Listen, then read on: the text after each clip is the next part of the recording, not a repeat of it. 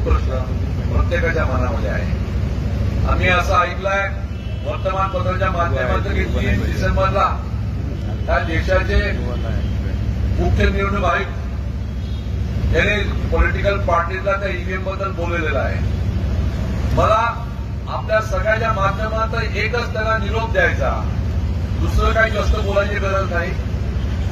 जी प्रणाली, जी कार्यपद्धती पूर्ण जगाने नाकारलेली आहे, जगाने, मी पुन्हा सांगतो जरा समजून घ्या, जगाने नाकारलेली आहे.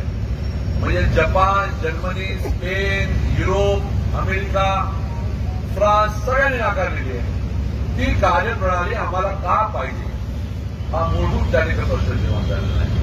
कोणी खूप आम्हाला सांगत असेल की याच्यामध्ये टॅम्परिंग होत नाही, त्या सगळ्या विद्वानांना, त्या सगळ्या सुजाण नागरिकांवर सांगतो, तुमच्या खिशात असलेला जो मोबाईल फोन आहे, त्या मोबाईल फोनची मला गरज नाही.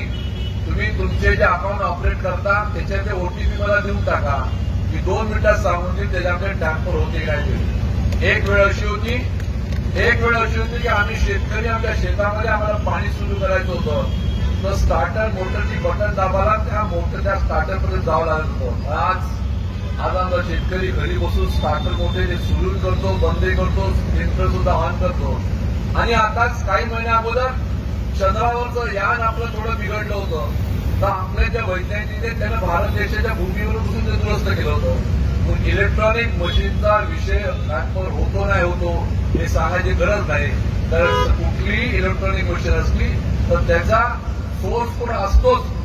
बिना सोर्स कोडची इलेक्ट्रॉनिक मशीन तयार होत नाही. कोणी किती लेवल असेल, आणि ज्यांनी आविष्कार केला, एलन म्हणून जे अमेरिकेतले आहेत, त्यांनी सांगितलेलं आहे की ह्या सगळ्या हॅक होतातच. मग आमचं एवढंच म्हणणं आहे की ही लोकशाही, या देशाचं स्वातंत्र्य आपल्याला कायम ठेवत असेल तर आम्हाला याचंच उत्तर द्या की जगामध्ये जी कार्यप्रणाली त्या ठिकाणी बंद केलेली आहे सगळ्या देशांनी, ती कार्यप्रणाली तुम्हाला का ठेवायची आहे. तुम्ही हे विसरू नका की ज्यावेळेस सुरुवातीला काँग्रेसच्या सरकारच्या काळाकाळामध्ये मशीन आली तर तुम्हीच लोकांनी याचा प्रचंड विरोध केला होता आणि त्यासंबंधी पुस्तकही त्या ठिकाणी छापलं होतं. ते पुस्तकाचा तुमचंच पुस्तक तुम्ही पुन्हा वाचन करा आणि मग अशा प्रकारचा आपला निर्णय घेण्यासाठी पुढे पाऊल टाका. अन्यथा हा देश, या देशातल्या संविधानाची पहिली जी लाईन आहे, आम्ही भारतीय, ही एखाद्या औपचारिक जाऊन जाईल.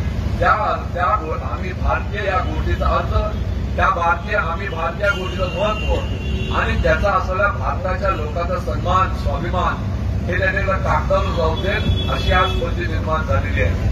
नुकत्याच झालेल्या निवडणुकीमध्ये पडझड आपण पाहिलेली आहे. त्या पडझडीमध्ये लोकांनी आपल्याला मतं दिली असं बिलकुल नाही. लोकांनी आपल्याला मतं दिलेलं आहे. एकामेकावर गैरविश्वास करू नका. पण लढाई मोठी आहे.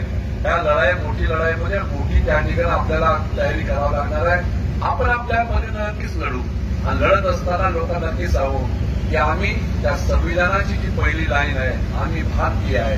हा भारतीयाचा संबंधीचा अर्थ, ती भारतीय लिहित असताना या देशातील लोकांनी घेतलेले कष्ट आणि त्या आम्ही भारतीय लिहित असताना